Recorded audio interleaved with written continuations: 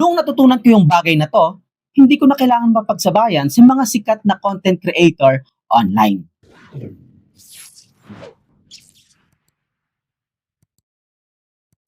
Hi, my name is Calvin Clint Quinto, and for today's video ay isi-share ko sa'yo kung paano ka maaaring kumita online kung wala kang followers, di ka sikat, di ka pa kilala, mahiyain kang humarap sa camera. Yes, of course, meron pa ibang way.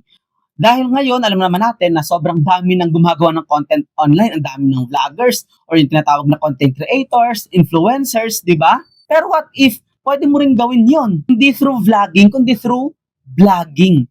Okay? As in B. Ayan. So, vlogging is a form or way of sharing content like yung mga informations or your opinion. Di ba? Pwede natin i-share online yan through writing. Okay? At ang kagadahan pa, hindi siya ganun ka-populated ngayon, lalo dito sa Pilipinas. Pero, for your information, mas nauna pa yung vlogging sa vlogging. At kagaya ng vlogging, pwede ka rin kumita through ads. Okay? Kagaya ng sa YouTube, sa AdSense. Pwede ka rin kumita doon sa vlog mo or sa content mo online. And of course, para makagawa tayo ng vlog natin, kailangan natin ng website. Ayan. So, isa sa pinaka nare-recommend ko or highly recommended ko talaga, ginagamit ko na siya for more than 10 years na sa mga iba't ibang vlog ko, ay ang hosting.com. So, dati siyang A2 Hosting, pero ngayon, palit sila ng pangalan, which is hosting.com nga. Okay, so maliban sa madali siyang gamitin at madaling kontakin yung support kapag nagka-problema ka, napaka-affordable din niya. At kagandahan pa kapag meron kang website, okay, again, pwede kang kumita through blogging or yung paggawa ng content, through writing or articles. Pwede mo rin magamit yung website mo sa, halimbawa, ikaw may ino-offer ka ng mga services or company profile, di ba? Meron kang negosyo na ngayon, pwede mo gawa ng website yan. Pwede mo rin siyang gamitin kung may binebenta kang mga physical products. Okay, pwede mong ibenta yan gamit yung website mo. At kung isa ka namang course creator, kung meron kang mga online courses, okay naman, e-books. Okay, pwede mong ibenta yan gamit yung website mo. At ang dami pang ways na pwedeng pagkakitaan yung website natin. Kaya make sure na naka-follow ka kung sa Facebook mo man pinapanood to or sa TikTok. At kung sa YouTube naman, make sure na nakasubscribe ka dahil marami pa akong isi-share ng mga videos kung paano pagkakitaan yung website natin. At kung may mga questions ka or may mga gusto kang gawa natin ng tutorial, ay i-comment mo lang sa ilalim ng video na to or i-message mo ko directly. Okay? So ngayon, eto na nga sabi ko, di ba, kailangan natin ng website para makapagsimulang makapag-vlog. At yung number 1 na pinaka-recommend ko is yung A2 Hosting. Ngayon, tuturuan kita kung paano makagawa ng website gamit yung hosting. Ayan, so andito tayo ngayon sa hosting na gagamitin natin. Para mapunta dito, punta lang kayo sa kelvinclintquinto.com/hosting. Okay, ilalagay ko rin yung link sa description ng video na to or sa comment section. Okay, so ngayon, kapag nandito na kayo sa sa website na to, punta lang kayo sa dito sa taas, makita nyo yung hosting and servers, then click nyo yung web hosting. Merong iba't ibang hosting dito pero wag nyo munang isipin yon. Sundan nyo na lang muna yung tutorial ko kasi later on pwede naman tayo mag-upgrade. Pero sa ngayon, okay, eto lang muna yung gagamitin natin para makapagsimula tayo. Ito yung pinaka-cheapest. Okay, at ayun, madali lang din sundan. Okay, so web hosting lang yung ang piliin natin. Ayan. Ayan. Then scroll down lang natin. Hanapin natin yung eto. Okay? So, pwede tayong mag-start dito sa starter. Okay? Again, pwede rin naman tayong mag-upgrade later. Okay? So, sa ngayon, piliin muna natin yung pinakamura, okay? Pinaka-affordable para makapagsimula lang tayo. Dito makita natin kung ilang website yung pwede nating ilagay sa hosting na bibilhin natin. Okay? Pwedeng dito, 2 website, 10 websites. Pero sabi ko nga, dito, pwede tayong mag-start sa isang website lang muna. Okay, starter. So, click lang natin tong buy now. Ayan. Then dito, pwede tayong mag-start ng 1 month. Pero ako, I highly recommend na sa 1 year na tayo. Okay, sa 1 year na kasi mas malaki yung masisave natin, matitipid natin dito hanggang 67%. Okay, then after 1 year kung mapag-isipan natin or ma-realize natin na parang hindi para sa atin to, wag na lang natin i-renew. Okay?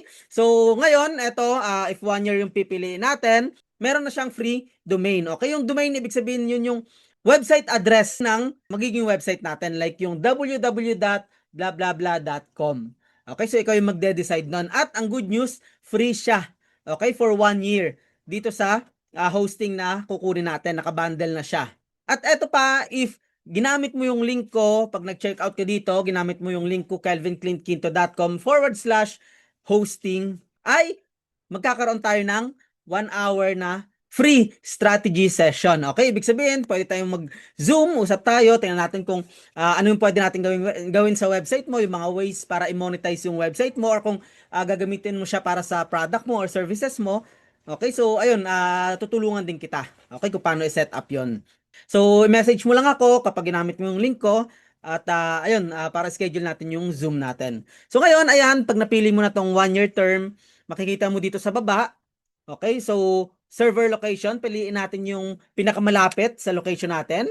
So, eto, Singapore, ayan. Then, register new domain. So, pili na tayo kung ano yung domain na gagamitin natin. For example, I am Juan de la Cruz. Ayan. So sa pagpili ng domain na mas maganda, piliin natin yung madaling tandaan, and of course keep it short, okay?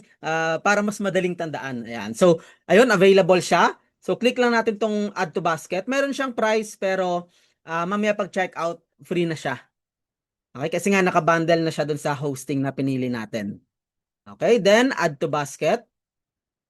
Ayan. Okay, so ngayon gagawa na tayo ng account dito sa hosting.com. Okay, so fill out lang natin yan. Ayan, then click na natin tong continue.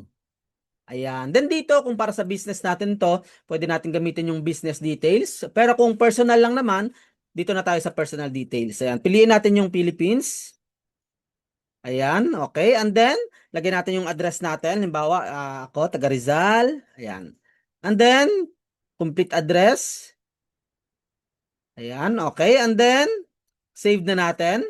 Ayan, so andito na tayo sa checkout page. So dito makikita natin yung domain na pinili natin, I am Juan de la Cruz. And then, yung hosting na pinili natin, which is yung starter. So automatic, maglilink na yung website natin dito sa hosting natin. Okay? Or yung domain natin dito sa host. So automatic maglilink na yung website natin or yung domain natin dito sa hosting natin. Ayan. So, ito yung discount na makukuha natin. Kasama na rin yung, ayan, first year na domain promo. Okay? So, naka-free na yung domain natin. Itong $21.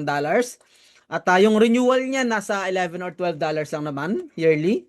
Ayan. And then, yung hosting promo natin. Then, dito, pili na tayo ng payment method na gagamitin natin. Pwedeng PayPal, bank transfer, or pinakamadali dito is yung credit or debit card na lang. Ayan.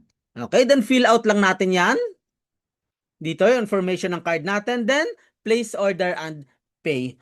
Okay, so ganun lang kadali. After nyan, okay, automatic malalagin ka na sa account mo. So, pakita ko kung anong itsura. Ayan, so ganito yung magiging itsura ng account mo dito kay hosting.com. So, para makita yung pinurchase natin or binili natin na services, which is yung yung hosting nga, click lang natin tong products and services. Ayan, then punta tayo sa hosting and servers. Ayan. Then dito, makikita natin yung active. Eto na siya. Okay, so pwede na tayo mag-login sa cPanel natin. So sa cPanel, andyan lahat ng mga tools na kailangan natin. Saka mga files ng website natin, andyan po lahat yan. So click lang natin tong login to cPanel. Ayan, okay siya nga pala. Kung ikaw first time mong bumili dito sa hosting.com, baka after mo mag-payment, baka ipaprompt ka na doon para install yung WordPress sa domain mo. Pwedeng ganon. Kung hindi man, eto yung next step na gagawin natin. Again, login tayo sa cPanel. Then, punta tayo dito ito yung mga tools. Wag muna nating isipin lahat yan. Saka na lang yan. Gagawan ko ng ibang tutorial yung mga yan. Pero sa ngayon, para maging live yung website natin, para makita online, kailangan installan natin ng WordPress. Okay, for example, meron akong website na, ayan, dreamteamph.info. So, eto siya. Dahil wala pang naka-install na WordPress. Ngayon, i-installan natin siya ng WordPress. Okay, para maging live siya sa internet, and then makagawa tayo na ng mga vlog content natin at kung ano mang gusto natin gawin, like mag-offer ng services natin, company profile, magbenta ng courses, okay, magagawa natin yun sa website natin. So, click lang natin tong WordPress A2 Optimize. Okay, then dito, click natin tong install. Okay, quick install lang tayo. Ayan. Then dito, since ito yung nakalink sa ano ko, sa hosting ko, ito yung lumabas. Pero marami kasi akong website. Ikaw sa end mo, since isa lang naman yung domain mo, lalabas na agad dito yan. Okay, dito na lalabas yan. So pipiliin ko muna dito yung yung isa sa mga website ko na bakante. Ayan, dreamteamph.info. So ngayon, pili ka kung saan mo gusto i-install yung WordPress. Okay, pwedeng dito mismo sa root domain na tinatawag. Eto, dito lang, wag mo nang lagyan ng directory. Pero kung gusto mo na yung mga blog post mo doon mismo sa isang folder lang, pwede namang lagyan natin dyan ng blog. Ayan. Okay, so ibig sabihin, lahat ng mga post mo pwedeng mabasa dito sa domain na to. Okay, dreamteamph.info/blog. Okay, then yung pinaka-root domain mo, pwede mong gawan niya ng landing page or ikaw, company profile, anything pwede mong gawin dyan. Pero yung mga content mo, dito mababasa. Okay, dun sa may directory. Okay, yung may blog.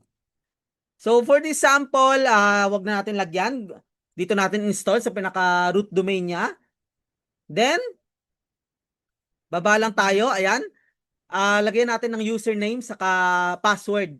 Okay, so simplihan lang natin. Halimbawa, admin saka, ayan. Okay, Dream Team 1234. Then, click na natin yung install. So, ganito lang mag-install ng WordPress sa domain natin. Wala na masyadong mga technical na bagay na kailangan gawin. At ayan, so tapos na siya mag-install.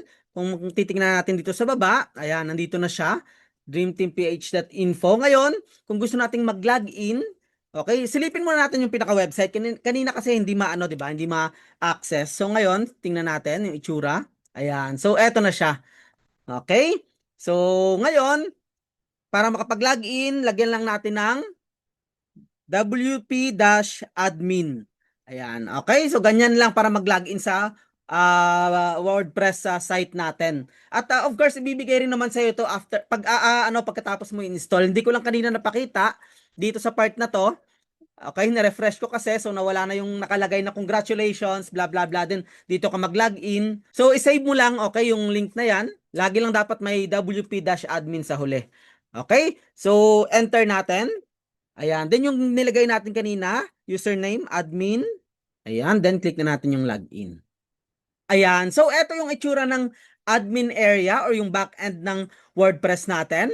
So dito natin i-customize yung itsura ng blog natin.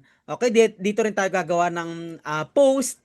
Okay, so ang dami diyang mga tabs na pwede nating magamit sa pag-aayos ng website natin. So, ayan, kung nabitin ka, make sure na naka-follow ka. Okay, dahil marami pa akong isi-share na tutorial dito sa channel ko, sa Facebook ko, sa TikTok. Isi-share ko rin kung paano gumawa ng content, paano i-monetize yung content natin. At of course, kung gusto mo ng one-on-one strategy session, okay, make sure na pag bumili ka ng hosting mo, gamitin mo yung link ko, kelvinclinquinto.com/hosting. Okay, and then message mo ko directly or PM mo ko para schedule natin yung 1 hour free strategy session natin. Again, my name is Kelvin Clint Quinto. See you on my next video.